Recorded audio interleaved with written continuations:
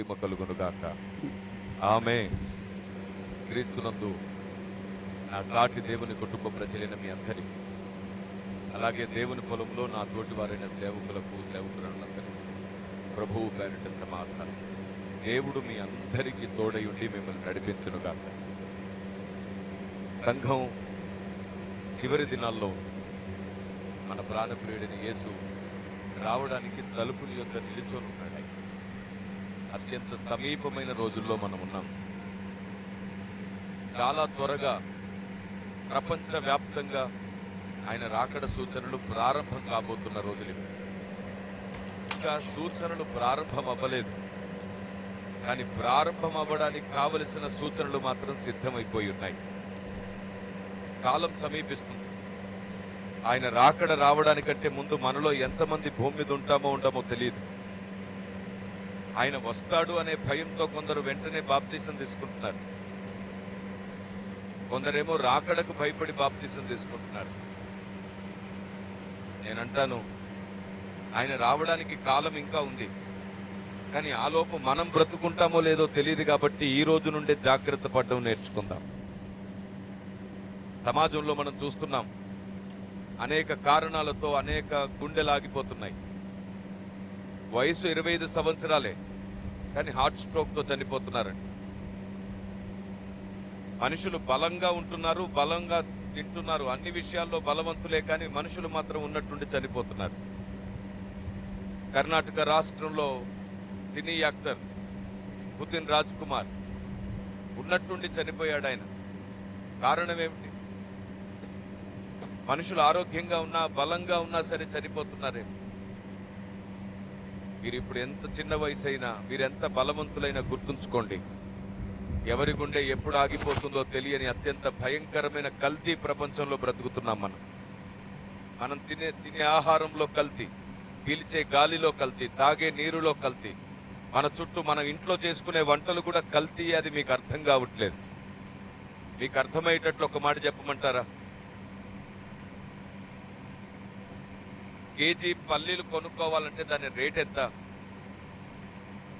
KG పల్లి 100 రూపాయలంట. అలాగూ 4 కేజీల పల్లీలను మనం ఆడిస్తే 1 కేజీ నూనె వస్తుంది. 4 కేజీల పల్లీలకు 1 కేజీ నూనె మాత్రమే వస్తుంది. అలాగైతే ఈ 4 కేజీలకు వచ్చిన 1 కేజీ నూనె రేట్ ఎంత ఉండాలి? కేజీ 100 రూపాయలు కదా పల్లీలు. 4 కేజీలకు ఎంత అయింది? అంటే 1 కేజీ నీకు ఎంతకు దొరకాలి? సరే, అక్కడ ఆడిస్తారు కాబట్టి గానుగులో ఇంకో 50 రూపాయలు దాని మీద కూలీ వేస్తే ఎంత అయింది? ఇప్పుడు 1 కేజీ పల్లి నూనె మీకు ఎంతకు రావాలి? 450 రూపాయలకు రావాల్సిన నూనె నీకు 180కే వస్తుందే. 200 రూపాయల్లోనే నువ్వు 1 కేజీ నూనె సంపాదించుకుంటున్నావే. ఎలా సాధ్యం అవుతుంది? పైగా దేశంలో ఇన్ని వందల మంది ఉన్నాం, ఇన్ని కోట్ల మంది ఉన్నాం. సన్ఫ్లవర్ ఆయిల్ అని మనం కొనుక్కుంటాం. దేశంలో ఎంత సన్ఫ్లవర్ పంట ఉంది? మీకు అర్థమవుతుందా? మనం ఇంట్లో చేసుకునే వంటల్లో కూడా స్లో పాయిజన్ ఒకటి వాడుకుంటున్నాం. మనం వాడుకునే నూనె కూడా కల్తీయే. క్రూడ్ ఆయిల్ని కలిపి దాన్ని కల్తీ చేసి మనకు అనుకూలంగా చేసేస్తున్నారు. తెల్లగా ఉందని వాడుకుంటాం, రిఫైన్డ్ ఆయిల్ అని వాడుకుంటాం. ఒకటి మాత్రం నిజం, ఒకప్పటి కాలంలో 60 వచ్చినా వాళ్ళకి 20 లాగే ఉండేది. ఇప్పుడు 20 వస్తేనే 60 లాగా అయిపోతున్నాం. మనుషులు బలహీనం అయిపోతున్నాం. చాలా చిన్న వయసులోనే కాళ్ళ నొప్పులు, తలనొప్పులు, చాలా చిన్న వయసులోనే చాలా మంది ఇబ్బంది పడిపోతున్నారు. మనం తినే ఆహారంలో కల్తీ ఉంది, పీల్చే గాలిలో కల్తీ ఉంది. ఒకప్పటి పెద్దలు వారు రాళ్ళు తిన్న అరిగించుకునేవారంట, ఇప్పుడు అన్నం తిన్న అరగట్ల. కాలంతో పాటు పరిస్థితులన్నీ మారిపోతున్నాయి. ఒకప్పుడు 100 సంవత్సరాలు ఖచ్చితంగా బ్రతికారు, ఇప్పుడు 60 సంవత్సరాలు బ్రతికితే చాలా గొప్ప అనుకుంటున్నారు. 80-70 సంవత్సరాల ఆయుష్ దేవుడిస్తే చాలా తక్కువ మంది, ఒకరిద్దరికి మించి ఆ ఆయుష్ని అందుకోలేకపోతున్నారు. ఇప్పుడున్న తరం మొత్తం కూడా 60 సంవత్సరాలు బ్రతకడం కూడా కష్టమే. కిడ్నీ పాడైపోతుంది, లివర్స్ పాడైపోతున్నాయి, శరీరంలో ఆర్గాన్స్ అవయవాలన్నీ పాడైపోతున్నాయి. కాబట్టి నేను చెబుతున్నాను, ఆయన రాకడ వరకు మనలో ఎంతమంది బ్రతుకుంటామో లేదో తెలియదు. మనం బ్రతుకుండగానే ఈ రోజే ఆయనను గూర్చిన స్పష్టత, జ్ఞానము, భక్తి, విశ్వాసంలో స్థిరత్వాన్ని సంపాదించుకోవడానికి దేవుని ఆత్మ సహాయం తీసుకుందాం. పరిశుద్ధాత్మ దేవుని సహాయం పొందుకుందాం.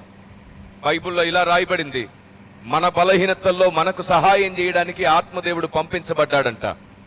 ఇక్కడ ఎంతమంది తమ్ముళ్ళు చెల్లెళ్ళు తమ బలహీనతల్లో ఈడ్చబడుతూ, నేను విడుదల పొందలేకపోతున్నాను, ఈ చీకటి నుండి, ఈ పాపము నుండి, ఈ తప్పు నుండి బయటికి రావాలని నాకు ఉంది, కానీ ఆశ కలిగిన నేను నెరవేర్చుకోలేకపోతున్నాను, ఆశ అయితే ఉంది కానీ అందుకోలేకపోతున్నాను అని మీకు ఎంతమందికైతే మీ మనసులో బాధ ఉందో, నిజంగా దేవుని కొరకు నమ్మకంగా బ్రతకాలని మీలో ఎంతమందికి ఉందో, మీ అందరికీ పరిశుద్ధాత్మ దేవుని స్వరం వినిపిస్తున్నాను. మీరు ప్రతిరోజు నిద్ర లేవగానే ఒక 5 నిమిషాలు దేవునితో మాట్లాడండి. మరలా మీరు నిద్ర లేవగానే ఒక 15 నిమిషాలు దేవునితో గడపడం ప్రారంభించండి.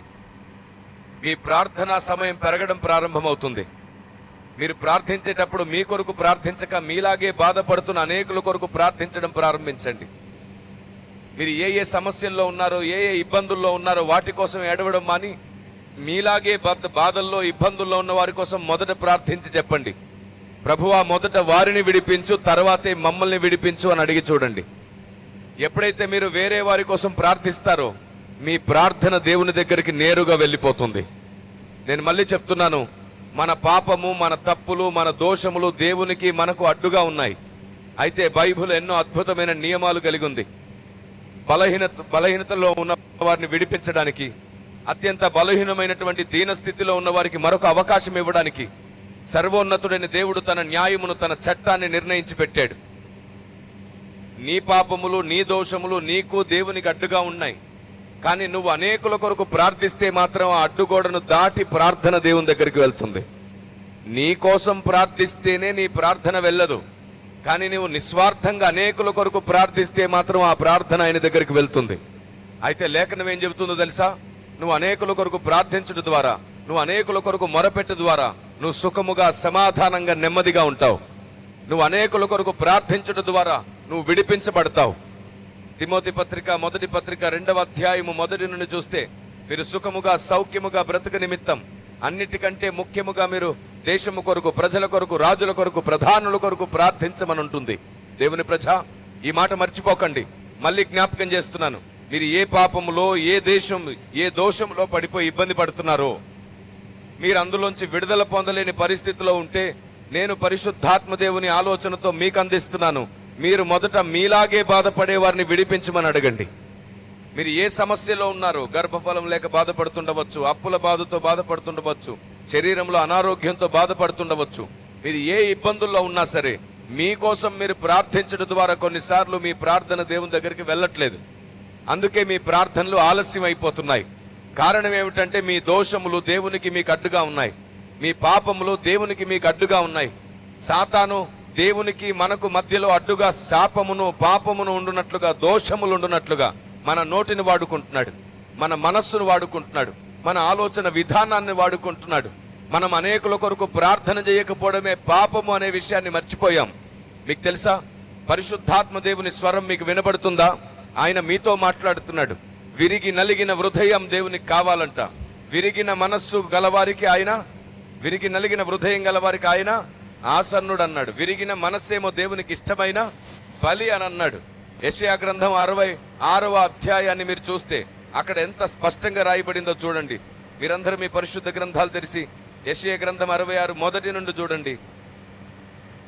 మీరు నా కొరకు కట్టించను ఉద్దేశించిన ఆలయము ఏ పాటిది అంటూ ప్రారంభిస్తూ ఆయన ఒక మాట ప్రకటించాడు. యెషయా గ్రంథం 66వ అధ్యాయం 1 నుండి, యెహోవా ఇలాగు ఆజ్ఞ ఇచ్చుచున్నాడు, ఆకాశము నా సింహాసనము, భూమి నా పాదపీఠము. అమ్మ ఒకరు చదువుతున్నారు, ఆగండి, చదవండి.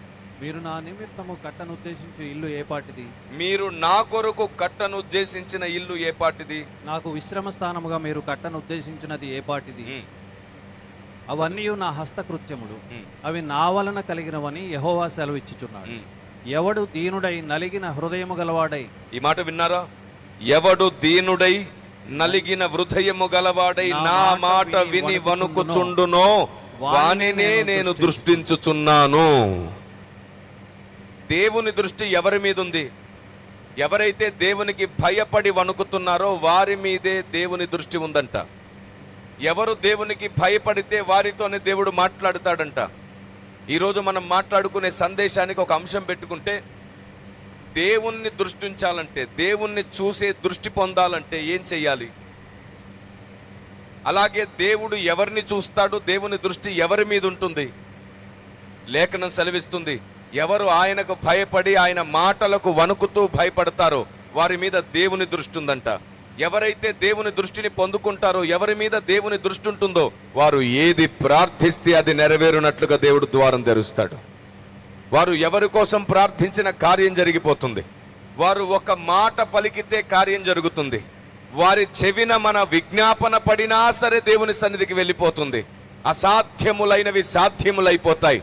విశ్వాసముగా మాట్లాడు మన నోటికి దేవుడు శక్తినివ్వడం ప్రారంభిస్తాడు. ఈ భూమి మీద ఏ నరుడు ఎంత శక్తి కలిగినా సరే దేవుని చిత్తాన్ని భూమి మీద నెరవేర్చలేడు. గాని దేవుని దృష్టి ఎవరి మీద ఉంటే వాని ద్వారా దేవుడు తన చిత్తం నెరవేర్చుకుంటాడు. ఇప్పుడు దేవుని దృష్టి మన మీద ఉండాలంటే మనకు కావలసిన రెండు ముఖ్యమైన లక్షణములు. ఆయన మాటల ప్రకారం చేయడం మనకు అలవాటు అవ్వాలి. బహుశా చాలాసార్లు మనకు తెలియకుండానే మనం దేవుని మాటలకు వేరుగా వెళ్ళిపోతాం. ఎందరో జ్ఞానులు, పండితులు, ప్రార్థనా పరులు సహా తాముకు తెలిసిన మార్గంలో పరిగెడుతూ చాలాసార్లు దేవుని మార్గానికి భిన్నంగా వెళ్ళిన సందర్భాలు ఉంటాయి. ఎందుకంటే ఏలియా మీ వంటి స్వభావము గల నరుడే, ఎంత భక్తుడైన నరుడే. కాబట్టి ఈ నరుని శరీరం బలహీనం, నరుని మనస్సు బలహీనం, నరుని హృదయం కేవలం ఎల్లప్పుడూ చెడ్డది. ఈ కారణం చేత మనం అందరం 100% ఏం పర్ఫెక్ట్ కాదు. అయితే 100% పర్ఫెక్ట్గా మారి తీరాలి. అలా మనం 100% అవ్వడానికి పరిశుద్ధాత్ముడు మనకు సహాయం చేస్తున్నాడు. బలహీనులమైన మనకు బలాన్ని ఇవ్వడానికి, బలహీనులైన మనకు ఆలోచన నేర్పడానికి ఆలోచన కర్త అయిన వాడు మనతో నివాసం చేస్తున్నాడు. ఆయన మనలో ఉండాలనుకుంటున్నాడు. ఈ మాట మర్చిపోకండి. మనలో ఎంతటి గనులైనా, ఎంతటి ప్రార్థనాపరులైన, ఎంత అభిషక్తులైన, ఎంతటి శక్తిమంతులైనా మన వలన దేవుడు గాయపరచబడే సందర్భమో, బలహీనంగా ఆలోచించినప్పుడు ఆయన వేదన పడే సందర్భమో, లేదా ఆయన చిత్తానికి విరుద్ధంగా మనం ప్రయాణం చేసినప్పుడు ఆత్మదేవుడు దుఃఖపడే సందర్భం చాలా ఉన్నాయి. మీరు ఎంత బలవంతులైనా సరే దేవుని చిత్తం ఏమిటో తెలుసుకోకపోతే మీరు దేవుణ్ణి బాధ పెట్టిన వారు అవుతారు. మీరైనా నేనైనా మనమందరం అనుదినము దేవుని చిత్తాన్ని అడుగుతూనే ఉండాలి. ఒక రహస్యం చెప్తాను వినండి. అనుదినము దేవుని చిత్తాన్ని తెలుసుకోకపోతే, తెలుసుకున్నది మాత్రమే దేవుని చిత్తం అనే భ్రమలో దేవుని ఆలోచన దేవుడు మార్చినప్పుడు కూడా మనం తెలుసుకోలేం.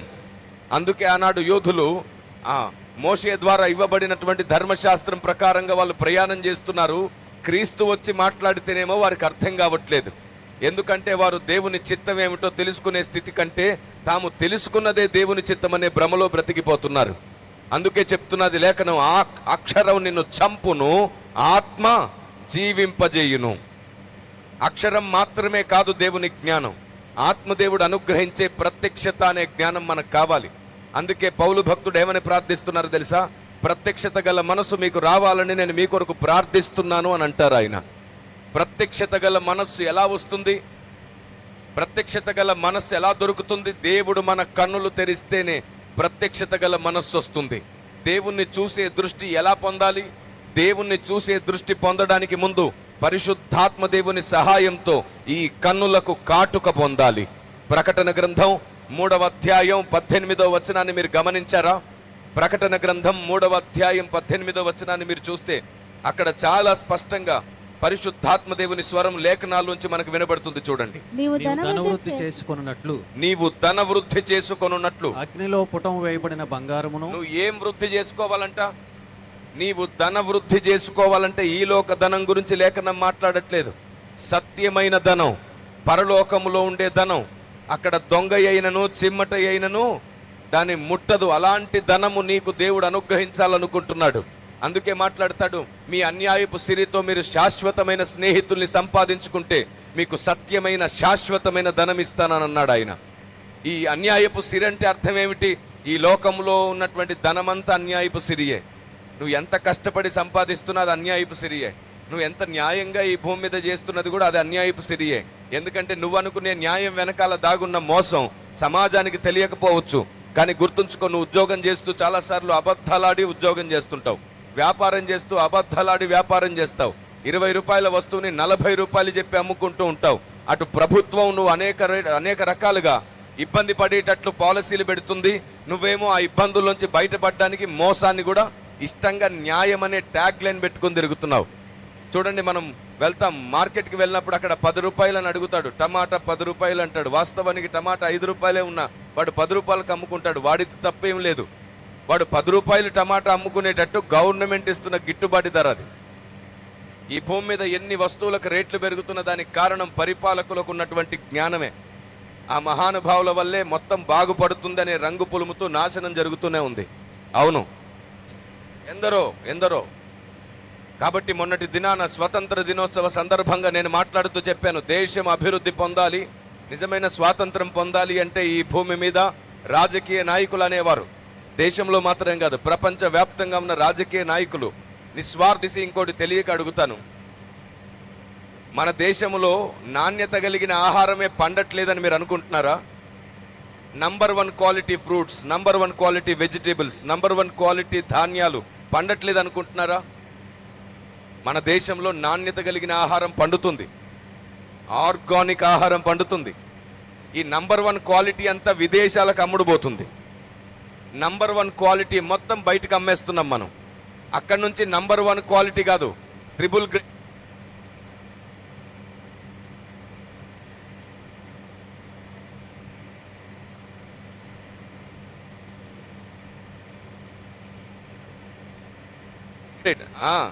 మూడో రకమైనటువంటి మందును తెచ్చుకొని మనం తింటున్నాం. ఆహారం ఆరోగ్యానికి మనం తిండమ్మా అని అమ్ముకొని అనారోగ్యాలు వస్తే వాళ్ళ దగ్గర నుంచి మందులు కొనుక్కుంటున్నాం మనం. అదే ఆరోగ్యకరమైన ఆహారం మన దేశంలో ఎందుకు లేదు? మన దేశంలో ఎందుకు లేదు? నాయకులు సరిగ్గా మనసు పెడితే మతం, కులం, ఆచారాలు, సాంప్రదాయాలు వీటిని కాపాడడం కాదు, మనిషిని కాపాడు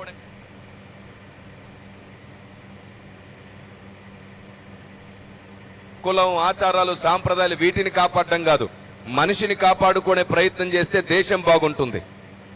మతాలను, పార్టీలను కాపాడుకునే ప్రయత్నం చేస్తూ తమ గొప్పల కోసం పరిగెడుతున్నటువంటి ఈ లోక మనుషుల పరిస్థితిని చూస్తుంటే ఈరోజు మనుషుల జ్ఞాపకం చేస్తున్నాను, వాళ్ళు అలా తయారవడానికి కారణం కూడా మనమే. డబ్బులు తీసుకొని ఓట్లేస్తాం కదా, అందుకే డబ్బులు లాక్కోవడానికి ఉద్యోగం చేస్తున్నారు వాళ్ళు.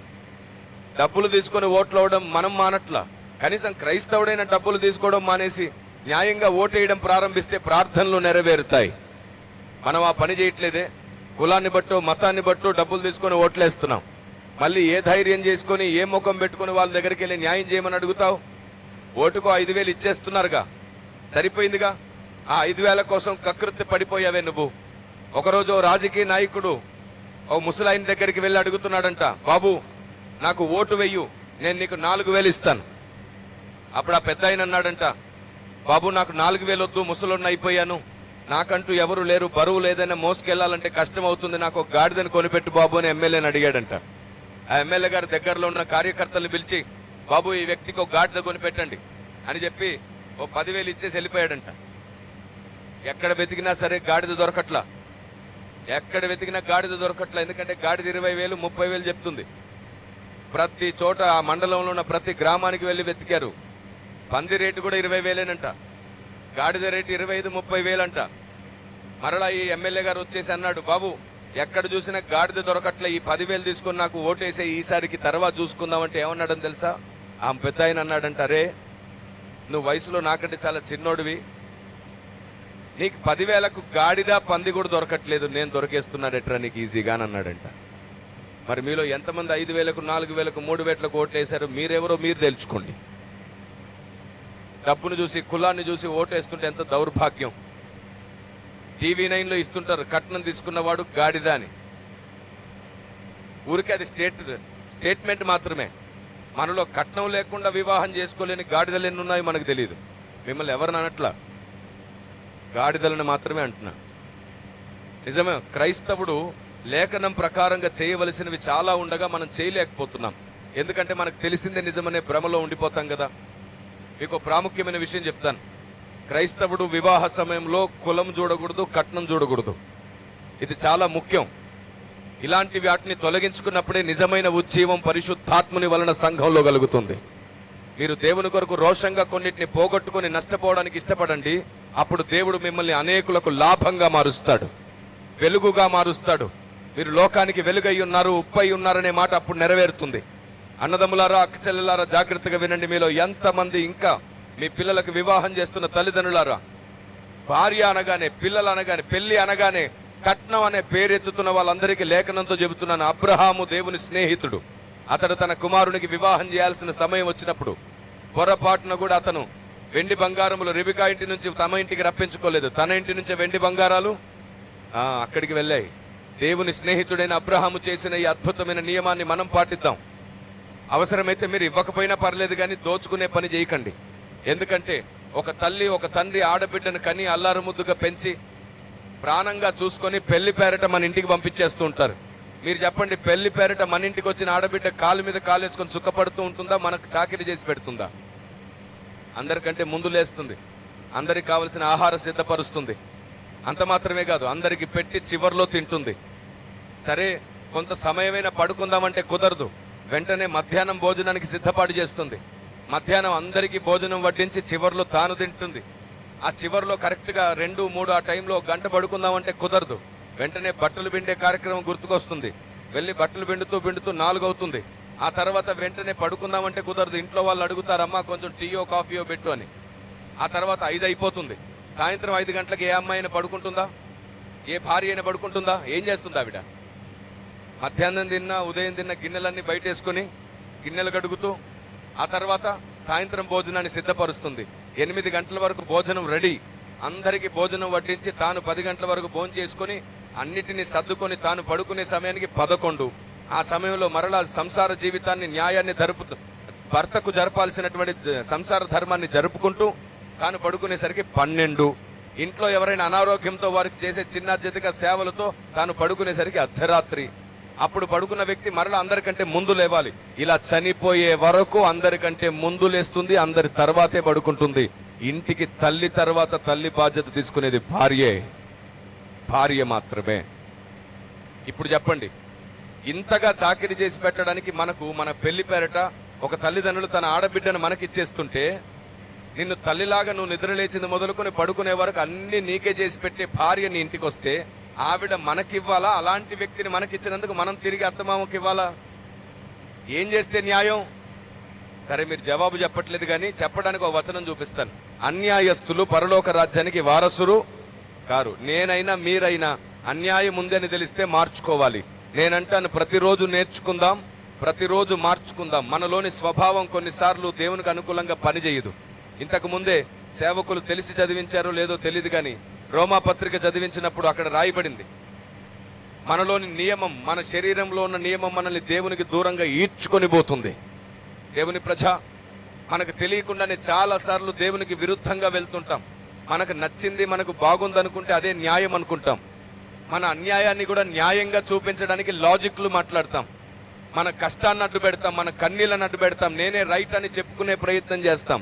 కానీ గుర్తుంచుకోండి, దేవుడు మోసపోకండి, దేవుడు వెక్కరించబడడు. ఆయనకు అన్నీ తెలుసు, ఆయన అన్నిటినీ గ్రహించగలడు. నీ హృదయాంతరంగాన్ని, నీ మనసులో ఉన్న ఆలోచనలు కూడా ఆయనకు తెలుసు. రేపు 10 సంవత్సరాల తర్వాత నువ్వు ఏం ఆలోచిస్తావో ఆయనకి ఇప్పుడే తెలుసు. అన్నీ తెలిసిన నిన్ను ఎందుకు ప్రేమిస్తున్నాడో తెలుసా? ఆయన నిన్ను తనలా మార్చుకోగలడని ఆయనకు కూడా తెలుసు. ఆయనకు నమ్మకం ఉంది, నిన్ను మార్చుకోగలడు. ఆయనకు కావలసింది ఒక్కటే, నువ్వు ప్రతిరోజు నేర్చుకోవాలి, ప్రతిరోజు మార్చుకోవాలి. మరి అన్యాయస్తుడు పరలోక రాజ్యానికి వారసుడు కాదు అనే వచనం విన్నావు కదా. మరి ఇంటికి వచ్చిన నీ భార్య, నీ ఇంటికి వచ్చినటువంటి ఆడబిడ్డ మీకే చాకిరీ చేసి పెడుతున్నప్పుడు, మీకే చేసి పెడుతున్నప్పుడు సేవలు, ఆమె దగ్గర నుంచి మనం డబ్బులు తీసుకోవడం న్యాయమా? మనమే తిరిగి ఆ తల్లిదండ్రులకు ఇలాంటి ఆడబిడ్డను నాకు ఇచ్చినందుకు కృతజ్ఞతలను తిరిగి ఇవ్వడం న్యాయమా? ఏది న్యాయం అండి? అటు నుంచి లాక్కోవడం న్యాయమా, ఇటు నుంచి ఇవ్వడం న్యాయమా? సరే, నేనంటున్నాను, నువ్వు ఇవ్వకపోయినా పర్వాలేదు, కనీసం లాక్కోవడం మానేసి. అప్పుడైనా దయగల దేవుడు న్యాయంగా నిన్ను దీవించడం ప్రారంభిస్తాడు. మరి మీలో ఎంతమంది దేవుని మాటకు భయపడతారో గుర్తుంచుకో. ఆడబిడ్డ దగ్గర నుంచి నువ్వు కట్నం తీసుకుంటే 1 నెలలో 2 నెలలో లేదా సంవత్సరమో తింటావు, ఆ తర్వాత డబ్బులన్నీ అయిపోతాయి. కానీ నువ్వు దేవునికి భయపడితే దేవుని హస్తం నీ పిల్లల పిల్లల పిల్లలకు తోడయుండి నడిపిస్తుంది. దేవునికి స్తోత్రం కలుగును గాక. దేవుని మాటకు భయపడదాం. మరి పెళ్లిళ్ళు చేసుకున్న మీరు ఆల్రెడీ కట్నం తీసుకొని ఉంటే తిరిగి ఇవ్వమని నేను చెప్పను. ఆల్రెడీ అయిపోయిందిగా, తెలిసి తెలియక ఒక పొరపాటు జరిగిపోయింది. ఎందుకంటే పెద్దలే మధ్యలో ఉండి మరీ పెద్దరికంతో చేసినటువంటి పెద్ద తప్పది. కాబట్టి అటు పెద్దల్ని అనలేం, ఇటు మిమ్మల్ని అనలేం. కాబట్టి మీరు తిరిగి ఇవ్వమని నేను చెప్పను, కానీ ఒక పని చేయండి. ఎన్నో కష్టాలతో అప్పులతో ఆ పెళ్లిళ్ళు చేసి మీకు కట్నం ఇచ్చేశారు మీ అత్తమామ. ఇప్పుడు వాళ్ళు ఏదైనా కష్టంలో ఉండుంటే, వాళ్ళు ఏమైనా వ్యాధి బాధలతో ఉండుంటే కనీసం అలాంటి చోట మీ సహాయం అందించండి చాలు. మీ వల్ల జరిగిన గాయం కూడా మర్చిపోయి కొడుకు లాంటి అల్లుడు దొరికాడని మిమ్మల్ని దీవించడం ప్రారంభిస్తారు. వారి దీవెన నీ పిల్లల పిల్లలకు ఉండునుగాక. ఆమె దేవుని దృష్టిలో తిరిగి న్యాయంగా నడుచుకుందాం. మనం అన్యాయం చేసాం, తప్పు చేసాం, కానీ దేవుడు నిన్ను కనికరించడానికి నియమం పెట్టాడు. తెలిసి తెలియక జరిగిన దాని విషయంలో ఒప్పుకొని విడిచిపెట్టమంటున్నాడు. తిరిగి దేవుడు నిన్ను ఫైన్ కట్టమని చెప్పట్లేదు. కనీసం ఇక మీదట నేను ఫైన్గా బ్రతకడం నేర్చుకుంటే చాలు. పరిశుద్ధాత్మ దేవుని స్వరం మీకు అర్థమవుతుందా?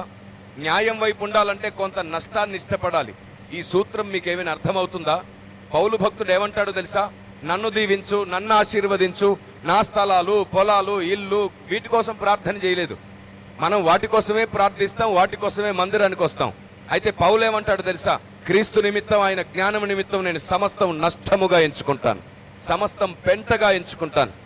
భక్తిలో న్యాయం జరగాలన్నా, దేవునికి మనం న్యాయం చేయాలన్నా కొన్ని నష్టపోవడానికి ఇష్టపడాలి. మా చిన్న వయసు నుండి దేవుని పరిచర్యలో మేము ఉన్నాం. దాదాపుగా 13 సంవత్సరాల వయసులోనే నేను దేవుని సేవలోకి వచ్చేసాను. లోకంలో కలిసిపోయే కాలంలో నేను దేవునిలో కలిసిపోయాను. మీతో పాటు సమానంగా ఇదే లోకంలో బ్రతుకుతున్నాను.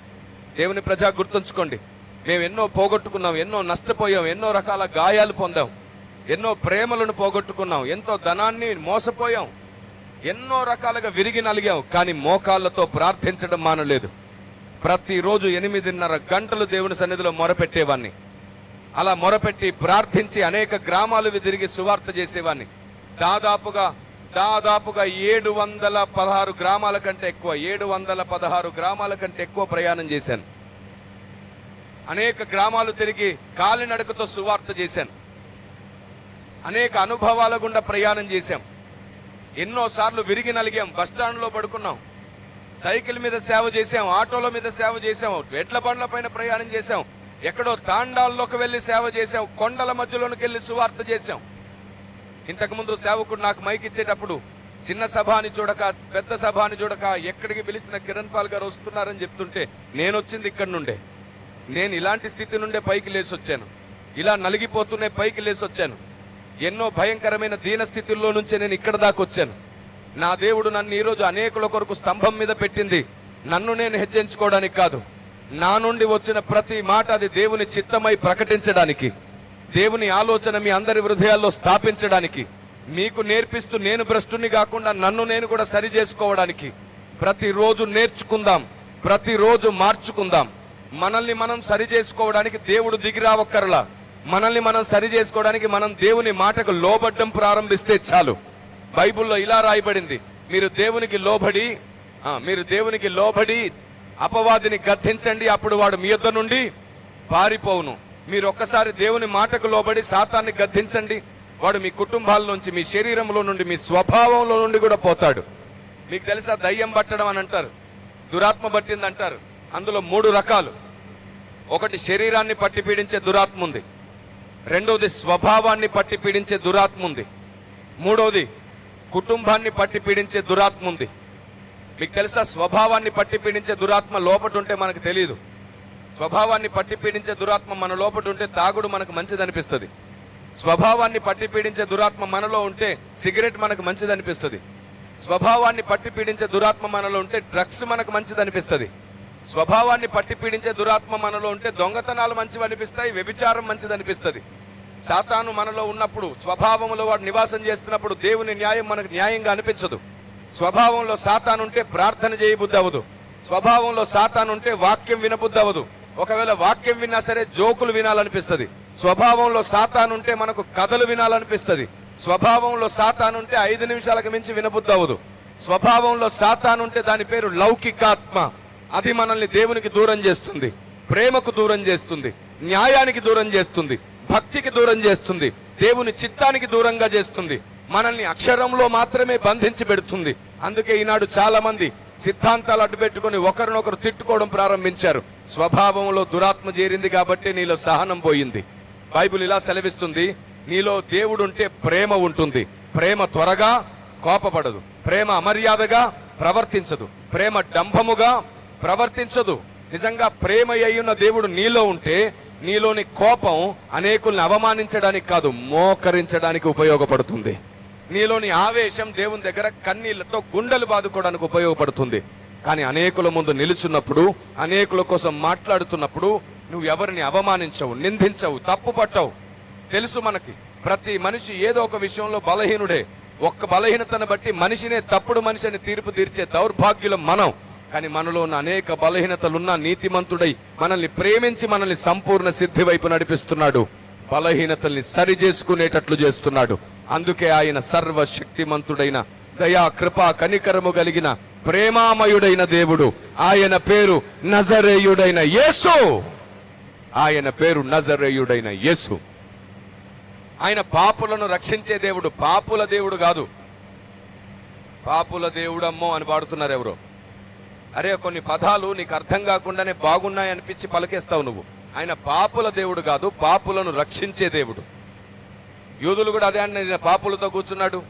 ఆయన పాపులకు సంబంధించిన వాడు కాదు కాదు కాదు కాదు ఆయన పాపులకు సంబంధించిన వాడు కాదు, పాపం నుండి మనుషులను విడిపించే దేవుడు. ఆయన పరిశుద్ధులకు సంబంధించిన దేవుడు. ఆయన న్యాయానికి సంబంధించిన దేవుడు. ఆయన సత్యానికి సంబంధించిన దేవుడు.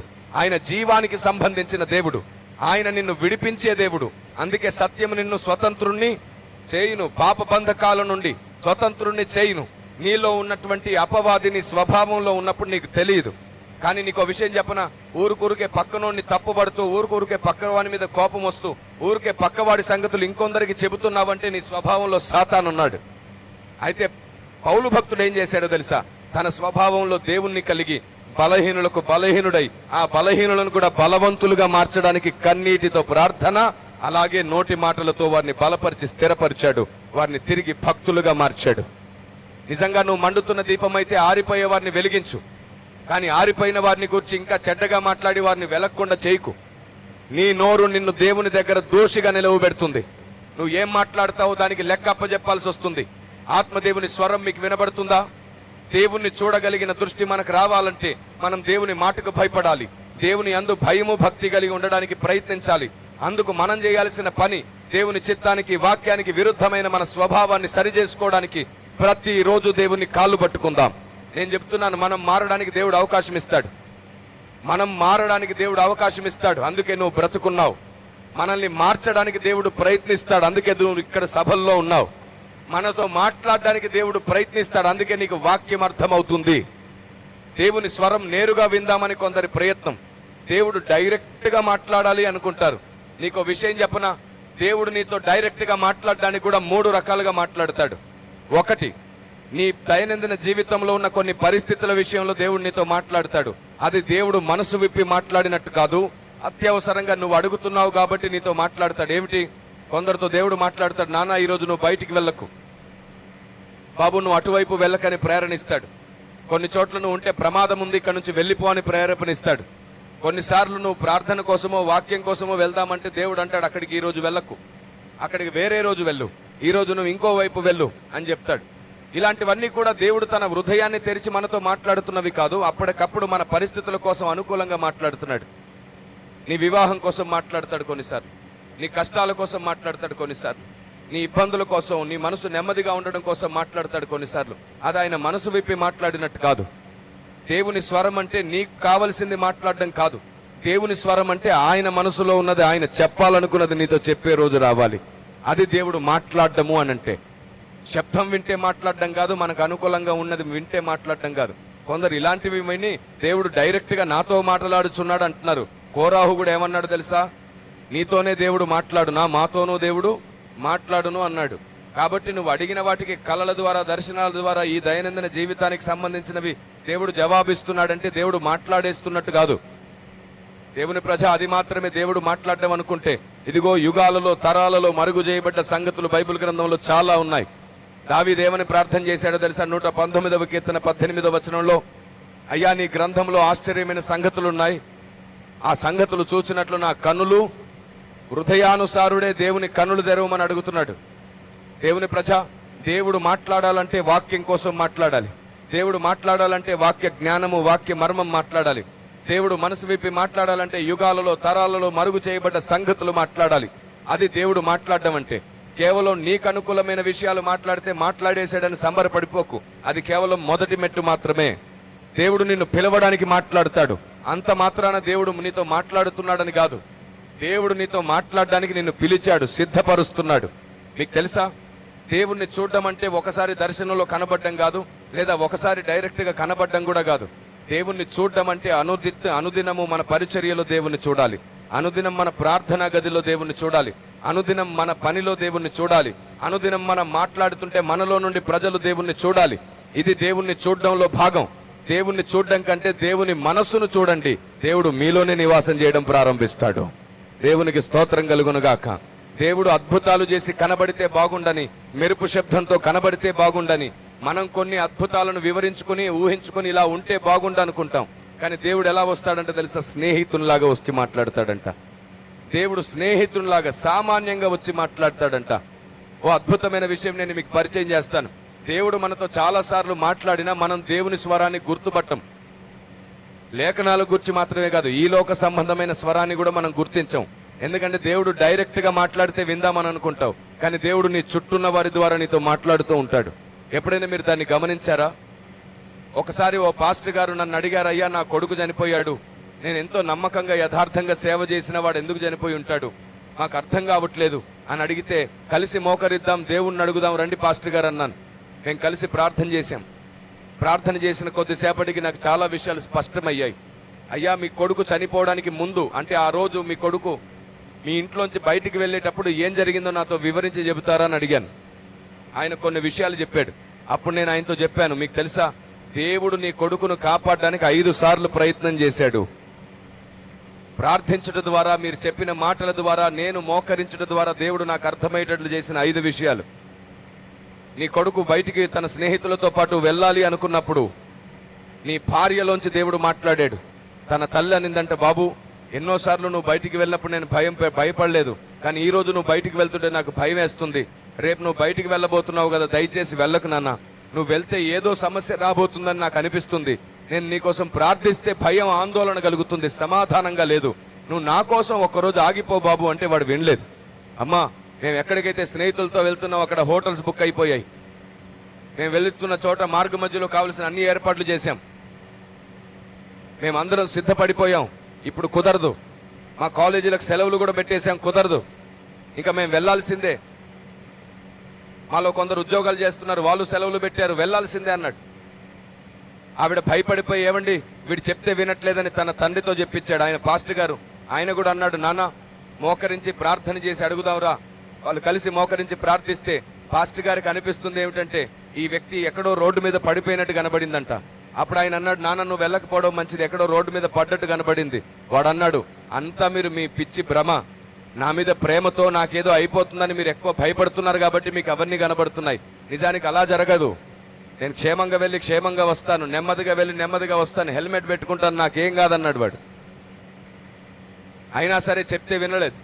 ఆ తర్వాత వాళ్ళ ఇంటికి ఒక ప్రార్థనా పరుడు వచ్చాడు. ఆ రోజు ఉదయం, తెల్లవారిన తర్వాత ఉదయం ప్రార్థనా పరుడు వచ్చాడు. అతను చెప్తే కూడా వినలేదు. ఆ తర్వాత అతను వెళ్ళిపోతుండే, ఇతనికి ఆల్రెడీ ఎంగేజ్మెంట్ అయింది. పెళ్లి చేసుకోబోయే అమ్మాయికి ఫోన్ చేసి నేను వెళ్తున్నానంటే ఆవిడ బతిమాలిందంట, మీ అమ్మగారు ఇప్పుడే ఫోన్ చేసి నాతో చెప్పారు ఏదో జరగబోతుందని, నా కోసమే ఆగిపోవచ్చు కదా అంటే, పెళ్లికి ముందే నన్ను నీ గ్రిప్లో పెట్టుకోవాలని చూస్తున్నావా, మర్యాదగా ఉండదు నీకని అన్నాడంట. నలుగురు చెప్పినా వినలేదు. ప్రయాణం చేసి వెళ్తుంటే ఊరు దాటక ముందే తన స్నేహితుడు ఇంకోడు కనబడ్డాడు. అరే ఎక్కడికి వెళ్తున్నావు, పలానా దగ్గరికి వెళ్తున్నానని చెప్పాడు. నేను వస్తాను, నా కోసం రేపటి వరకు ఆగొచ్చు కదా, నాకు ఒక చిన్న పని ఉంది, ఆ పని ముగించుకొని నేను నీతో కలిసి వస్తానంటే వాడు ఒప్పుకోలేదంట. లేదు లేదు కుదరదు, మేము వెళ్ళాల్సిందే అని. ఈ 5గురు చెప్పినా వినకుండా వెళ్ళిపోయాడు. వెళ్తూ వెళ్తూ వెళ్తూ వెళ్తుంటే రోడ్డు పక్కన, హైవే పక్కనే ఒక లారీ ఆగితే టర్నింగ్లో చూడకుండా దాని కిందికి వెళ్ళిపోయిందంట బైక్. చాలా స్పీడ్గా వెళ్ళి దాన్ని గుద్దుకున్నాడు. స్పాట్లో చచ్చిపోయాడు, మెడ విరిగిపోయి.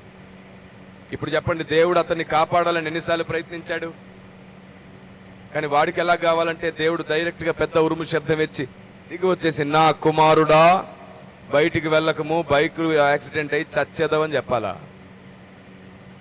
దేవుడు ఎప్పుడు ఎలా మనతో మాట్లాడుతున్నాడో గుర్తుపట్టగలిగిన హృదయం మనకు కావాలి.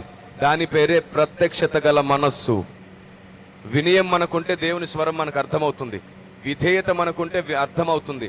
ఎప్పుడు వాళ్ళని వీళ్ళని అవమానించాలి, తృణీకరించాలి, కామెంట్లు చేయాలి, తప్పుగా మాట్లాడాలి, అర్థం కాని విషయాల మీద మనం హేళన చేయాలనుకుంటే నీకు ఎప్పుడు దేవుడు అర్థం కాడు. ఏదో ఒక రోజు నీ కాలం కూడా ముగించబడుతుంది. ఈ చివరి రోజుల్లో ఒక పెద్ద మాట చెప్తున్నాను, అపహాసకులు, దూషకులు, ద్వేషకులు, అర్థం కాని విషయాలు మాట్లాడేవారు తమకు తామే నాశనాన్ని తెచ్చుకునే రోజు సమీపిస్తుంది. ఈ మాట నేనన్నట్లేదు, లేఖనం చెప్పింది. అయితే అది చివరి దినాల్లో నెరవేరి తీరుతుంది. ఎందుకో తెలుసా? సంఘములో దేవుడు దూషకులను ఉంచాలని ఇష్టపడట్లేదు. ఒకరినొకరు ద్వేషించే వాళ్ళంటే దేవునికి ఇష్టం లేదు. దేవుడు దుఃఖపడుతున్నాడు. ఎఫెసీ పత్రికలో ఈ మాట మీరు ఎప్పుడైనా చదివారా? ఎఫెసీ పత్రిక చాలా స్పష్టంగా రాయబడింది. పరిశుద్ధాత్మ దేవుని దుఃఖపరచకుడి. ఎందుకు దుఃఖపడుతున్నాడంటే 5వ అధ్యాయం 30-31 వచనాల్లో ఆయన దుఃఖపడ్డానికి కారణం ఏమిటంట? చూడండి ఒకసారి ఎంత స్పష్టంగా రాయబడిందో. మనము క్రీస్తు శరీరమునకు అవయవములమై ఉన్నాము గనుక అలాగే క్రీస్తు కూడా సంఘమును పోషించి సంరక్షించుచున్నాడు. 4వ అధ్యాయం 30-31 వచనాలు. 5వ అధ్యాయం అని ఉంటాను కదా, 4వ అధ్యాయం 30-31 వచనాలు. ఇక్కడ ఇలా రాయబడింది, దేవుని పరిశుద్ధాత్మను దుఃఖపరచకుడి. విమోచన దినం వరకు ఆయన యందు మీరు విమోచన దినం వరకు ఆయన యందు మీరు ముద్రింపబడి ఉన్నారు. సమస్తమైన ద్వేషము, ఆ మాట విన్నారా? సమస్తమైన ద్వేషము, కోపము, క్రోధము, అల్లరి, దూషణ, సకలమైన దుష్టత్వము మీరు విసర్జించుడి. చాలా మంది సిద్ధాంతాల మీద మనుషుల్ని ద్వేషించుకుంటున్నారు. అరే నాన్న, సిద్ధాంతంలో ఏ ఉందో ఏమీ లేదో తెలుసుకోవడానికి కావలసింది సాత్వికం. వినయంతో మాట్లాడాలి, గౌరవంతో మాట్లాడాలి. ఏది సత్యమో ఏది అసత్యమో వివరించి మాట్లాడుకోవాలి. మీకు పెద్ద రహస్యం చెప్తున్నాను, వినండి.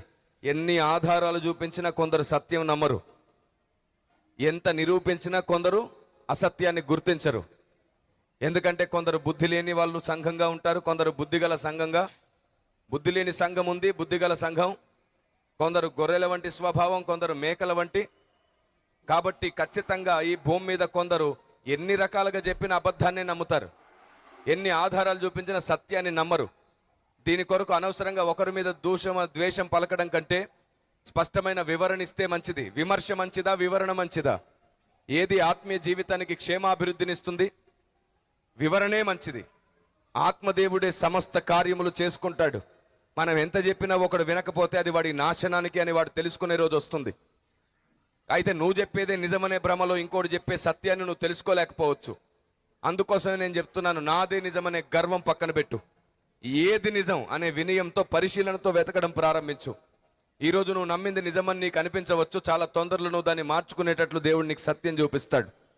ఒకవేళ నీ దగ్గరే సత్యం ఉంటే దాన్ని వేల మందిలో ప్రకటింపజేస్తూ ఉంటాడు. దేవుని ప్రజ, ఆయనకు అనుకూలమైనదేదో, ఆయనకు నచ్చినదేదో నీవు మాట్లాడినట్లుగా నీ హృదయాన్ని పదిలపరుచుకో. నీ హృదయం చుట్టూ కోటవేయి, నీలో ఉన్న స్వభావాన్ని సరిచేసుకో. ఈరోజు పరిశుద్ధాత్మ దేవుడు నీతో మాట్లాడుతున్నాడు. నేను నిన్ను వాడుకోవాలనుకుంటున్నాను. మొదట నీవు అనేకుల్ని ద్వేషించడం మానే. నేను నిన్ను వాడుకోవాలనుకుంటున్నాను. అనవసరంగా సిద్ధాంతాల పేరట, జ్ఞానం పేరట కొందరిని దూషించడం మానే. నేను నిన్ను నా కొరకు నిలబెట్టాలనుకుంటున్నాను. ప్రేమతో నింపబడు. బైబిల్ ఏమంటుందో తెలుసా? ప్రేమ కలిగి ఉండుటకు ప్రయాసపడము. అదేంటి మరి? ప్రేమను కూల్చుకోవడానికి ప్రయాసపడుతున్నటువంటి జ్ఞానం ఏ పాటిది? అందుకే నేను చెప్తున్నాను, స్కాలర్స్కి, పండితులకి, బైబిల్ టీచర్స్కి, పదే పదే డిబేట్స్ చేస్తున్నటువంటి వారికి నేను చెప్తున్నాను, మీకు జ్ఞానం ఉంది, వాక్య జ్ఞానం ఉంది, అక్షర జ్ఞానం ఉంది, మీకు ఆత్మ జ్ఞానం కూడా అవసరం. కొంచెం ప్రార్థన గదిలో ఎక్కువ సమయం గడపండి. ఎదుటి వాళ్ళలో ఒక పొరపాటు ఉంటే వాడే పొరపాటుని తీర్పు తీర్చొద్దు. లేదా ఎదుటి వాళ్ళలో 10 సంగతుల్లో వాడు పొరపాటు ఉండొచ్చు, కానీ ఇంకో 90 సంగతుల్లో వాడు దేవుని దృష్టికి అనుకూలమైతే ఆ 90 సంగతుల పక్కన ఈ 10ని సరిచేస్తే సరిపోతుంది. కానీ ఈ 10ని చూసి ఆ 90 సంగతుల్ని సమాధి చేయడం దేవునికి విరుద్ధం. అందుకే ఆయన మనందరి ఎడల దయ చూపించి సరిచేస్తున్నాడు. ఆనాడు అపోస్తులు ప్రేమ కలిగి సత్యం చెప్పుకున్నారు. ఈరోజు ప్రేమను చంపుకొని, సత్యాన్ని అడ్డు పెట్టుకొని మన విశ్వాసాన్ని చంపుకుంటున్నాం. దేవుని ప్రజ, నిజమైన ఉజ్జీవం ఆత్మదేవుని సహాయంతోనే సాధ్యమవుతుంది. మీలో నిజంగా అగ్నిజ్వాల వలె దేవుని సన్నిధి మండాలి అంటే మీ స్వభావం మారాలి, మీ ఆలోచన విధానం మారాలి. మీరు, నేను, మనం అనుదినం నేర్చుకోవాలి, అనుదినం మార్చుకోవాలి. చాలాసార్లు మీకు వాక్యం అర్థం అవడానికి నేను కొన్ని ప్రశ్నలు అడుగుతాను. ఇటీవలి కాలంలో కొందరు సహోదరులు బాధపడిపోతున్నారు. కిరణ్ పాల్ గారు ప్రసంగాలు చేస్తున్నప్పుడు కొన్ని ప్రశ్నలు అడుగుతున్నారు. అది న్యాయమేనా? ప్రశ్నలు అడిగితే ప్రజలు కన్ఫ్యూజ్ అవ్వరా? సామాన్యమైన విశ్వాసులు కన్ఫ్యూజ్ అయిపోరా? వారిని వీరిని కన్ఫ్యూజ్ చేయడానికి ఆ ప్రశ్నలు అంట. ఒక్కసారి యథార్థంగా ఇంగితాన్ని వాడి ఆలోచించండి. ద్వేషంతో దూషణతో కాకుండా వారు వీరు ఎవరో బాధపడ్డారని ఆలోచన లేని వారి ఆలోచన పట్టుకొని ఎవరో కొందరిని ఓదార్చడానికి, కొందరి పక్షాన నిలబడ్డానికి గాక దేవుని పక్షాన నిలబడి మాట్లాడడానికి ఒకసారి ఆలోచించండి. ప్రశ్న కలగకుండా నీకు జవాబు దొరుకుతుందా? బైబిల్ చదివేటప్పుడు నీకు ఎన్ని వందల ప్రశ్నలు వచ్చాయి? ప్రశ్న కలుగుతుంది కాబట్టి దేవా నాకు నీ గ్రంథంలో అర్థం కాలేదు, నాకు బోధించమని అడుగుతున్నాం. చదివితే అర్థం కానప్పుడు, చదివితే అర్థం కాకుండా మిగిలిపోయిన ప్రశ్నలకే సమాధానాన్ని వెతుకుతున్నాం. ప్రశ్న నీ ముందుకు వచ్చేది నిన్ను కన్ఫ్యూజ్ చేయడానికి కాదు, నువ్వు ఇంకా ఎన్ని గొప్ప గొప్ప సంగతులు తెలుసుకోకుండా ఉన్నావో నీకు అర్థం అవ్వడానికి. ఉదాహరణకు 2 ప్రశ్నలు మీ ముందు ఉంచుతాను. మనం ప్రార్థిస్తే పరలోకంలో బంధించగలుగుతాం, భూలోకంలో విప్పగలుగుతామని విన్నామా లేదా? అవును. ఏం బంధించాలి, ఏం విప్పాలి? ఏం బంధించి ఏం విప్పగలుగుతాం? బంధించగలం, విప్పగలమని మాత్రమే తెలిసింది, కానీ ఏం బంధించాలో ఏం విప్పాలో తెలుసుకోలేదు. ఎందుకు తెలుసుకోలేదు? ఆశీర్వాదాలు దీవెనల వెంట పరిగెడుతుంటే, ప్రాస్పరిటీ వెంట పరిగెడుతుంటే ప్రాసెస్ ఎలా అర్థమవుతుంది? ఎంతసేపు నీ బాగుపడాలని ఏడుస్తూ ఉంటే సత్యం ఎలా తెలుస్తుంది? ఆశీర్వాదాలు దీవెనల వెంట నువ్వు పరిగెత్తడం కాదు, నీ వెంటే ఆశీర్వాదాలు పరిగెత్తుకొని వచ్చునుగాక. అలా ఆశీర్వాదాలు నీ వెంట పరిగెత్తుకు రావాలంటే నువ్వు దేవుని నియమం వెంట కదా పరిగెత్తాలి. అందుకే ఆయన అన్నాడు, మొదట నా నీతిని, రాజ్యాన్ని వెతుకు, అది తర్వాత నీకు అన్ని ఇస్తాను. మరి పరలోక రాజ్యంలో బంధించి విప్పగలిగేవేమిటి? భూలోకంలో బంధించి విప్పగలిగేవేమిటి?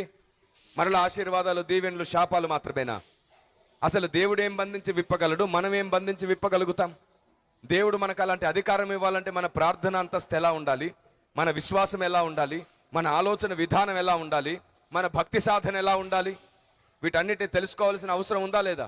అందుకే నేను విశ్వ న్యాయస్థానం, పరలోక న్యాయస్థానం అనే ఒక పుస్తకం రాశాను. అవును, పరలోకంలో విశ్వ న్యాయస్థానం అనే ఒక పుస్తకం ఉంది. పరలోకంలో విశ్వ న్యాయస్థానం అనేది ఒకటి ఉంది. అది ఈ పుస్తకంలో రాయడం జరిగింది. మీకు స్క్రీన్ మీద కనబడుతుంది. దాదాపుగా ఇప్పటికి 24 పుస్తకాలు రాశాను. దాదాపుగా 612 గ్రంథాల మీద పరిశోధన చేశాను. ఏదో ఊరికే ఏ విషయాన్ని ప్రకటించట్లేదు. ఎన్నో అనుభవాలు, ఎన్నో పరీక్షలు, ఎన్నో పరిశోధనల తర్వాతే, ఎన్నో ఆలోచనల తర్వాతే, అది కూడా సహనంగా, ఓపికగా, ప్రేమగా, దూషించేవానికి కూడా అర్థమయ్యేటట్లు చెప్తున్నాను. 24 పుస్తకాల్లో మీ మధ్యలో దాదాపుగా 11 పుస్తకాలు అనుకుంటా అందుబాటులో ఉన్నాయి. 11 పుస్తకాలు మీ కొరకు అందుబాటులో ఉన్నాయి. మీరు వీటిని తప్పకుండా సంపాదించుకోండి. ఇదిగోండి ఈ పుస్తకం, విశ్వ న్యాయస్థానం అనే అద్భుతమైన పుస్తకం మిమ్మల్ని 100 రకముల ప్రార్థనా విద్య నేర్పించి మిమ్మల్ని ఉజ్జీవింపజేస్తుంది, మిమ్మల్ని బలపరుస్తుంది, ప్రార్థన యొక్క శక్తిని మీకు అర్థమయ్యేటట్లు చేస్తుంది. నేను దాదాపుగా 10 సంవత్సరాలు నా ప్రార్థనా జీవితాన్ని 8:30 గంటలు కొనసాగించాను. ప్రతిరోజు 8:30 గంటలు ప్రార్థించేవాడిని. ఆ తర్వాత 10 సంవత్సరాలు తీరిక లేకుండా అనేక రాష్ట్రాలు, దేశాలు ప్రయాణం చేస్తున్న ప్రయత్నంలో కూడా ఇప్పటికీ 3 గంటల సమయం నా ప్రార్థన కాపాడుకోకుండా నేను వేదిక మీద నిలబడలేను. దేవుని సన్నిధిలో తప్పకుండా మోకరించకుండా నేను దేవుని ఆలోచన పంచలేను. ఈ పుస్తకం మీకు అద్భుతమైన ఆలోచన నేర్పిస్తుంది. నా పుస్తకాలన్నీ ఇలా మల్టీ కవర్ పేపర్తో ఉంటాయి. అంటే మీరు ఏం చదువుతారో అవన్నీ మీకు ఇలాగ కనబడుతూ ఉంటాయి. మీరు చదివేవన్నిటిని మీరు చూస్తూ చదవచ్చు. మొత్తం పుస్తకం మొత్తం మీకు ఇలాగే ప్రతి సబ్జెక్టుకి అనుకూలంగా మీకు బొమ్మలు కనబడుతూ ఉంటాయి. ఎందుకని పుస్తకాన్ని ఇంత అందంగా డిజైన్ చేశాను? కారణం ఏమిటి? చూపించినానా? అందరూ చూడాలి కదా. చూస్తున్నారా? ఇలా మీరు చదువుతున్నప్పుడు పుస్తకం నిండా మీకు ఇలాగా ఏం చదువుతారో వాటన్నిటినీ కూడా మీరు ఇలా బొమ్మల రూపంలో చూస్తారు. కారణం ఏమిటో తెలుసా? పుస్తకాన్ని ఇలా ముద్రించడానికి కారణం ఏమిటో తెలుసా? ఒకటే కారణం. కరోనా వచ్చిన తర్వాత మనందరికీ కలర్ఫుల్ లైఫ్ సిస్టమ్ బాగా అలవాటు అయిపోయాయి. యూట్యూబ్, సోషల్ మీడియా ఎక్కువ అలవాటు అయిపోయింది. ఏదైనా సరే అందులోనే చూస్తున్నాం మనం కదా. మీకు ప్రాముఖ్యమైన విషయం చెప్పనా? ఈ అలవాట్లో భాగంగా బ్లాక్ అండ్ వైట్ చదువుతుంటే కొన్నిసార్లు మీ శ్రద్ధ, మీ దృష్టి మళ్ళిస్తున్నాడు సాతాన్. ఒకప్పుడు అరగంట మెసేజ్ వినేవాడు, ఇప్పుడు 5 నిమిషాలు షార్ట్ కావాలంటున్నాడు, షార్ట్ మెసేజ్ కావాలంట. ఒకప్పుడు బైబిల్ చదివేవాడు, ఇప్పుడు ఆడియో బైబిల్ వినాలనుకుంటున్నాడు. కాలంతో పాటు మీ శ్రద్ధ సాతాను దొంగిలిస్తున్నాడు, మీ దృష్టిని సాతాను దొంగిలిస్తున్నాడు. ఈ కారణం చేత రాయబడింది ఏమిటో తెలుసా? ఉన్నదేమిటో తెలుసా? దేవుని వాక్యాన్ని నువ్వు తృణీకరించకుండా దీవారాత్రములు ధ్యానిస్తే నువ్వు ధన్యుడు అవుతావంట. ఈ విధంగా నువ్వు వాక్యాన్ని ధ్యానించలేక సాతాను నిన్ను నీ దృష్టిని మళ్లిస్తూ ఉంటే, సైకాలజీ ప్రకారంగా ఏదైనా నువ్వు చూస్తూ చదివితే ఎక్కువసేపు చదువుతావు, చూస్తూ చదివింది తొందరగా మర్చిపోవు.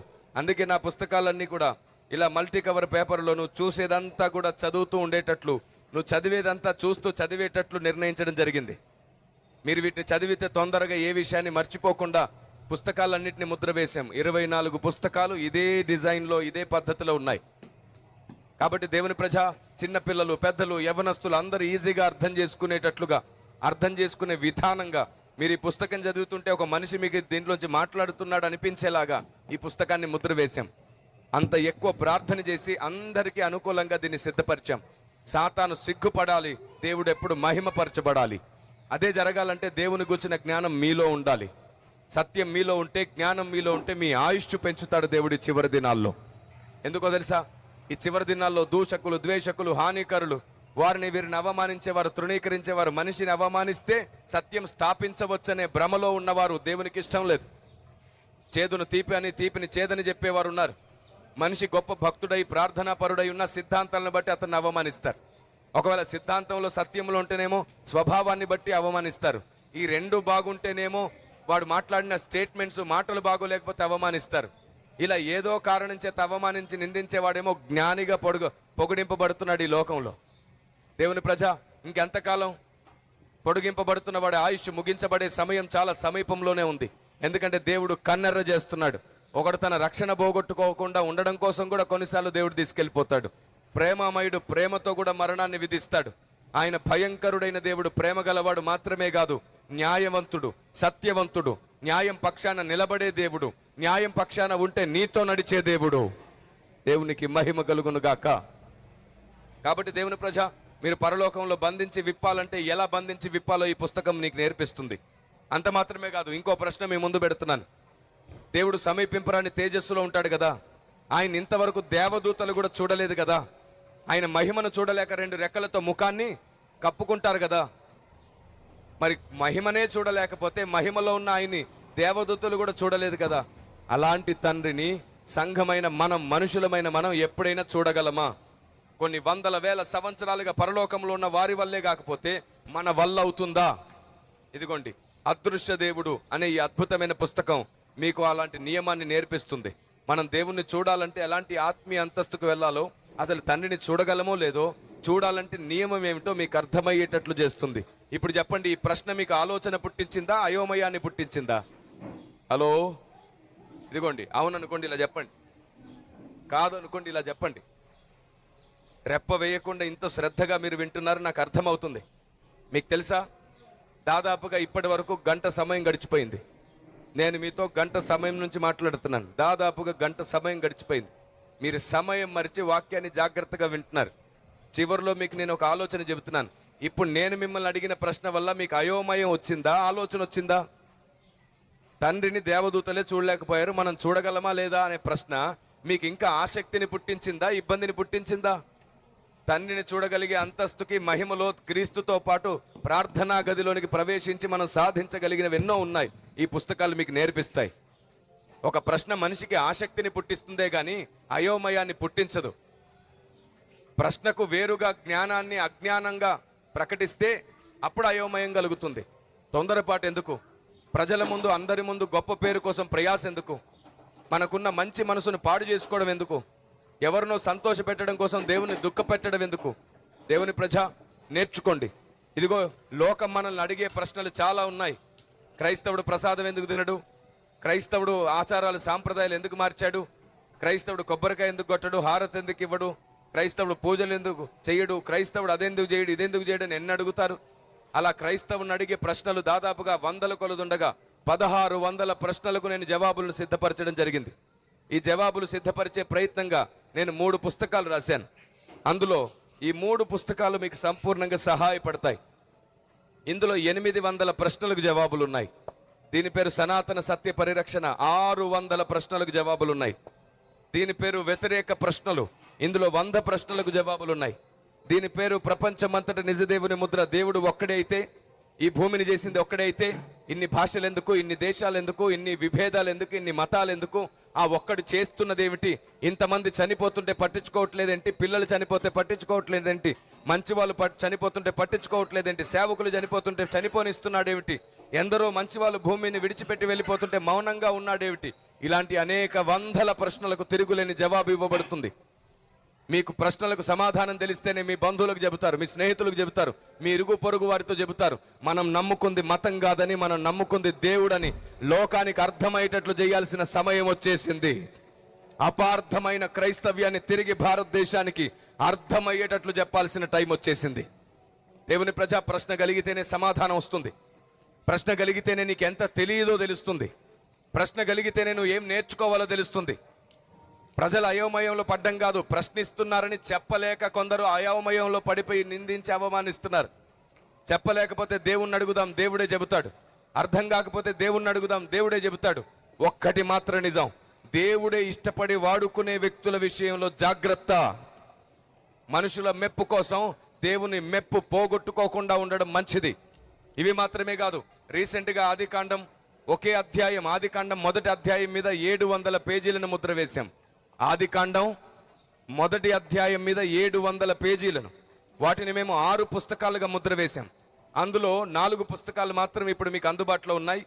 మరో 2 పుస్తకాలు ప్రింటింగ్కి సిద్ధమవుతున్నాయి. ఈ 4 పుస్తకాలు కూడా ఒక అధ్యాయానికి సంబంధించినవే. థియాలజీని, ఒకప్పటి పెద్దల ఆలోచన విధానాన్ని అన్నిటినీ గౌరవిస్తూనే, రెస్పెక్ట్ చేస్తూనే దేవుడిచ్చిన ఆలోచన ప్రత్యక్షతను మీకు అందించిన పుస్తకాలు ఇవి. వీటిని మీరు సంపాదించుకోవడం ద్వారా వాక్యాన్ని ఎక్కువ గౌరవిస్తారు, భక్తి కలిగి ఉంటారు, పెద్దల్ని స్పష్టంగా ప్రేమిస్తారు, మీ తోటి వారితో చక్కగా జాగ్రత్తగా నడుచుకుంటారు. అలాంటి అద్భుతమైన పుస్తకాలు ఇవి.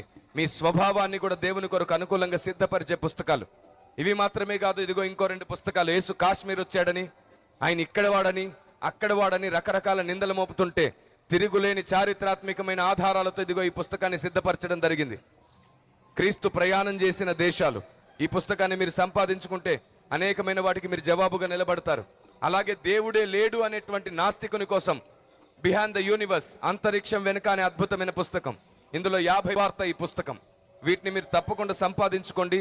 నేను మళ్ళీ చెప్తున్నాను, ఈ పుస్తకాలన్నీ కూడా మీరు ఒక షర్ట్ కొనే ఖరీదులో ఇది మీ సొంతం అవుతుంది. షర్ట్ కొనే ఖరీదులో ఈ పుస్తకాలన్నీ మీకు వస్తాయి. మీలో కొందరు ఇవి చాలా ఎక్కువ ఖరీదున్నాయని మీరు అనుకోవచ్చు. దేవుని ప్రజా, గుర్తుంచుకో, ఇందులో ఉన్న జ్ఞానానికి నువ్వు ఏమిచ్చి రుణం తీర్చలేవు. ఏమిచ్చి రుణం తీర్చలేవు.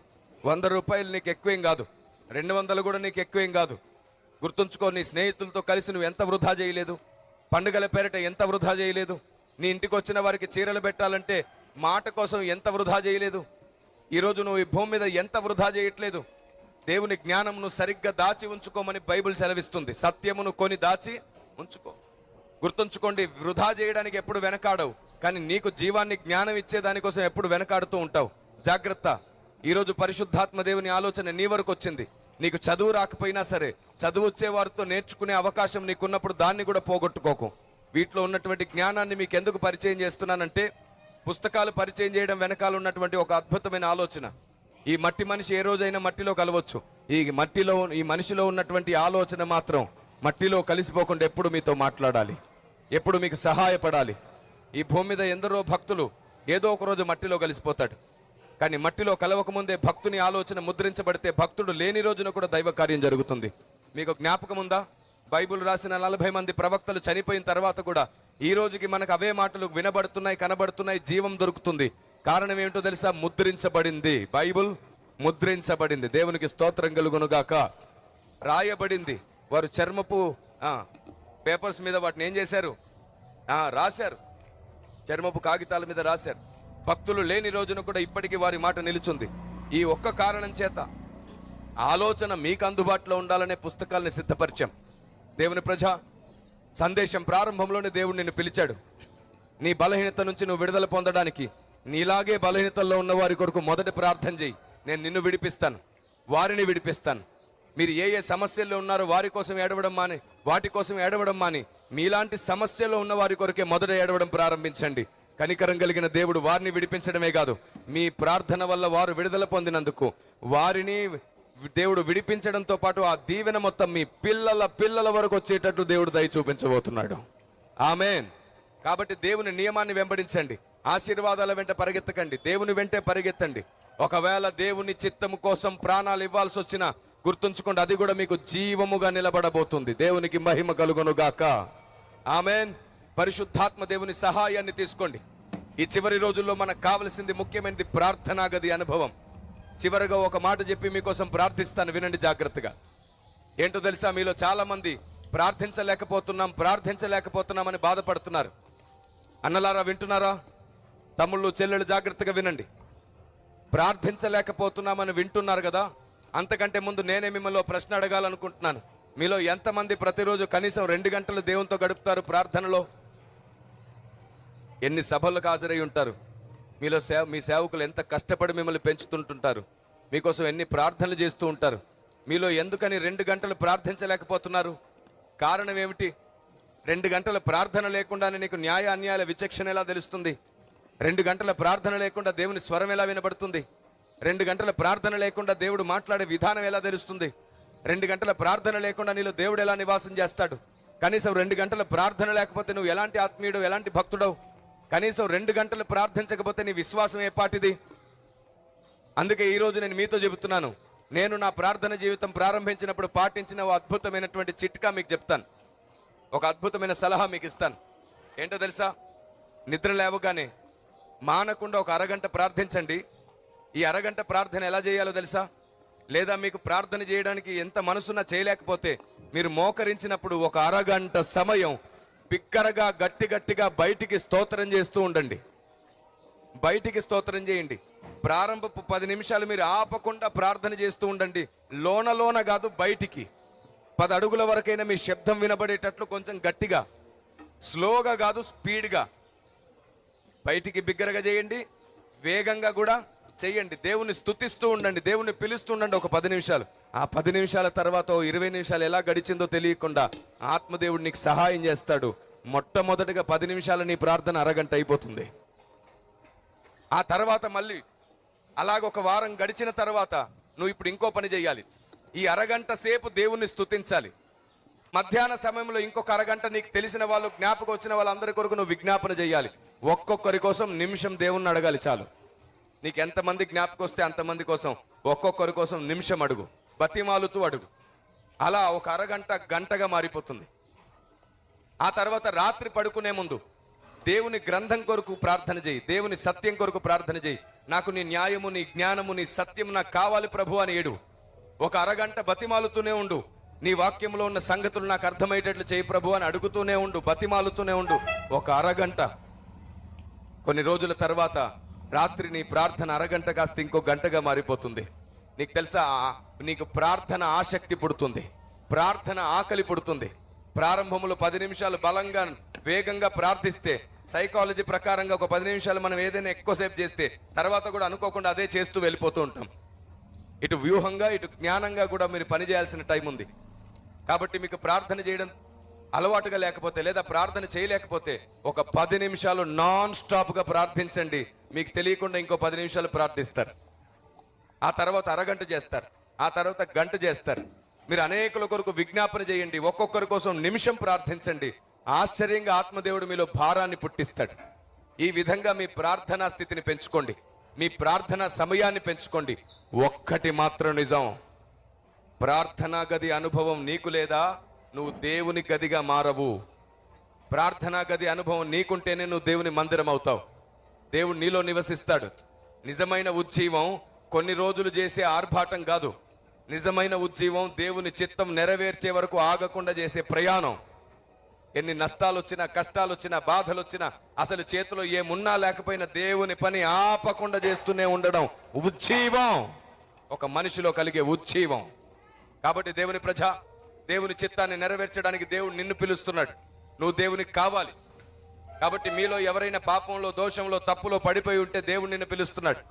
దేవుడు నీకు సహాయం చేయాలనుకుంటున్నాడు. అందుకు నువ్వు చేయాల్సినటువంటి ముఖ్యమైన పని గుర్తుంచుకో. నీ దోషము దేవునికి నీకు అడ్డుగా ఉండి నీ ప్రార్థనలు నెరవేరలేకపోతే నీ కోసం ఏడవడం మాని అనేకుల కోసం ఏడవడం ప్రార్థించు. ఆటోమేటిక్గా దేవుడు నీ దోషములను తొలగించే రోజు వచ్చేస్తుంది. దేవుని ఆత్మ నిన్ను నడిపించే రోజు వస్తుంది. నీ హృదయం, నీ కల్మషం కడగబడుతుంది. Praise the lord. తప్పులో ఉండి నువ్వు విడుదల పొందలేకపోతే ఇదిగో దేవుని సన్నిధిలో ఒక 5 నిమిషాలు మోకరించి దేవుణ్ణి అడుగు. ప్రభువా, నేను తప్పులో ఉండాలనుకోవట్లేదు, నన్ను విడిపించు అని బిగ్గరగా దేవుని సన్నిధిలో అడుగు. పదే పదే దేవుణ్ణి అడుగు. మనుషులతో చెప్పడం కంటే దేవునితో చెప్పడం మంచిది. మనుషుల్ని నమ్ముకోవడం కంటే దేవుని నమ్ముకోవడం మంచిది. సర్వశక్తిమంతుడైన దేవుడు నిన్ను నీ పాపం నుంచి విడిపించునుగాక. సర్వోన్నతుడైన దేవుడు నీ స్వభావంలో ఉన్న చీకటి నుంచి నిన్ను విడిపించునుగాక. మీకు తెలియకుండా మీ స్వభావాన్ని ఏలుతూ దేవుని చిత్తానికి విరుద్ధంగా మిమ్మల్ని నడిపిస్తున్నటువంటి ఆ దురాత్మ సమూహాలు మీ మీద అధికారం కోల్పోవునుగాక. దేవునికే నీ మీద అధికారం ఉండునుగాక. నీ కుటుంబ పరిస్థితుల నుంచి, నీ మానసిక స్థితి నుంచి నువ్వు విడుదల పొందుదువుగాక. ఇన్నాళ్ళు నీకు వ్యతిరేకంగా ఉన్నవారు కూడా నీకు అనుకూలంగా ఆలోచించేటట్లు దేవుడే దయ చూపించునుగాక. నీ శత్రువుల ముందు దేవుడు నిన్ను హెచ్చించునుగాక. నీ ద్వారా అనేకులు వెలుగుదురుగాక. ఆమేన్. రండి, అందరం లేచి నిలబడి దేవుని కాలు పట్టుకుందాం. అందరం లేచి నిలబడి దేవుని పాదాలు పట్టుకుందాం. పరిశుద్ధాత్మ దేవుని సహాయం అడుగుదాం. ఈ గంట 10 నిమిషాలు సర్వోన్నతుడైన దేవుడు మనతో మాట్లాడిన ఈ సంగతులన్నిటి కొరకు మనసారా చెయ్యెత్తి హృదయమంతటితో స్తోత్రం చేద్దామా? ఈ చివరి ప్రార్థనలో ఏకీభవించండి, అటు ఇటు వెళ్లకుండా. మీకోసం మనమందరం కోసం ప్రార్థన చేసుకుందాం. ఈ 10 నిమిషాలు దయచేసి మీ హస్తాన్ని ఎత్తి ప్రార్థన చేయండి. ఎవరు అటు ఇటు వెళ్లకుండా ఈ చివరి ప్రార్థనలో నేను మీకోసం ప్రార్థిస్తాను, ఏకీభవించండి. కళ్ళు మూసుకుందామా? ప్రార్థన చేసుకుందాం. సర్వశక్తిమంతుడైన మా తండ్రి, ఎంతమంది తమ చేతినెత్తి నీ సన్నిధిలో మొరపెడుతున్నారో, ప్రార్థిస్తున్నారో, బ్రతిమాలుతున్నారో మీరు చూస్తున్నారు. వారికి మీరు ఆలోచన ఇవ్వండి. నీ ఉద్దేశాలు వారికి అర్థం కానివ్వండి. నువ్వు ఎలా మాట్లాడినా అర్థం చేసుకునే మనసునివ్వండి. నువ్వు ఎలా పిలిచినా పలికే హృదయాన్ని ఇవ్వండి. ఆత్మలో తీవ్రత కలిగిన వారుగా నీ పిల్లల్ని సిద్ధపరచండి అయ్యా. సత్యము జ్ఞానము వలన నీ పిల్లలు స్వతంత్రులవుదురుగాక. మహోన్నతుడైన దేవ, అనేకుల కొరకు మొరపెట్టే ప్రార్థన యోధుల్ని సిద్ధపరచండి. ఏ సంఘంలో అనేకుల కొరకు మొరపెట్టే విద్య దొరుకుతుందో ఆ సంఘం హెచ్చించబడుతుంది, ఆ సంఘం కొనియాడబడుతుంది. హెచ్చించబడి ఆ సంఘం వాడబడుతుంది, అగ్ని వలె మండుతుంది.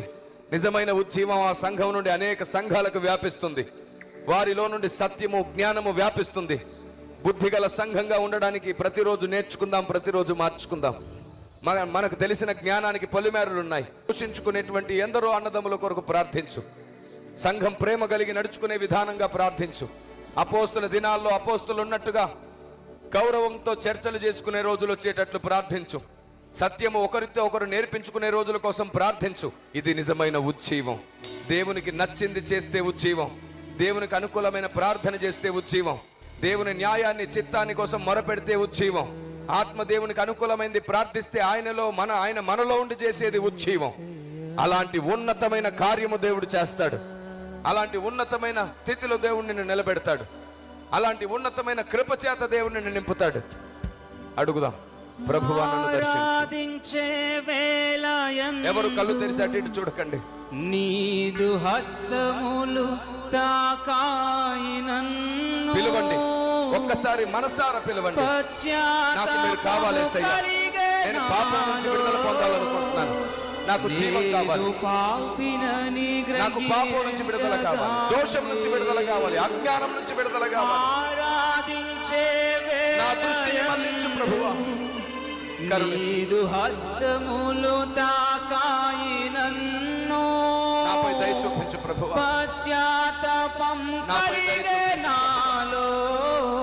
నేను పాపినని గ్రహించగానే నీ మేలకు అలవాటయే నీ పాదము వదలాకుంటిన్.